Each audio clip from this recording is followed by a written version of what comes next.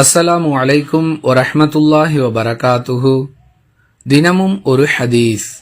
இரவெல்லாம் நின்று வணங்குவதாகவும் பகலெல்லாம் தொடர்ந்து நோன்பு நோற்பதாகவும் உம்மை பற்றி எனக்கு தகவல் வருகிறதே என்று அல்லாஹுவின் தூதர் ஸல்லல்லாஹு அலைஹி வஸல்லம் அவர்கள் என்னிடம் கேட்டபொழுது, ஆம் யா ரசூலல்லாஹ், நான் அவ்வாறுதான் செய்கிறேன் என்று பதில் கூறினேன்.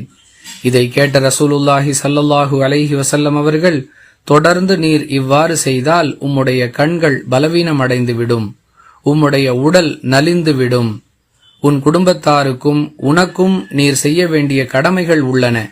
எனவே சில நாட்கள் நோன்பு நோற்பீராக, சில நாட்கள் விட்டு விடுவீராக, சிறிது நேரம் தொழுவீராக, சிறிது நேரம் உறங்குவீராக என்று எனக்கு அறிவுரை கூறினார்கள் என அப்துல்லாஹ் இப்னு அம்ர் ரலியல்லாஹு அன்ஹு அவர்கள் கூறுகிறார்கள்.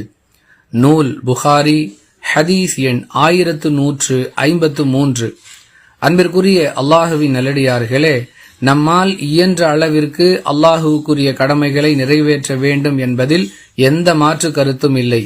அதே நேரத்தில் வணக்க வழிபாடுகள் என்ற பெயரால் நமக்குரிய கடமைகளையும் நம் குடும்பத்தாருக்குரிய கடமைகளையும் முற்றிலுமாக மறந்து முழுவதும் நம்மை அல்லாஹுக்காகவே அர்ப்பணித்து விடுகிறோம் என்ற எண்ணத்தில் செயல்படுவது மார்க்க ரீதியாக நல்லது அல்ல என்பதை இந்த ஹதீஸ் நமக்கு மிக தெளிவாக உணர்த்துகிறது.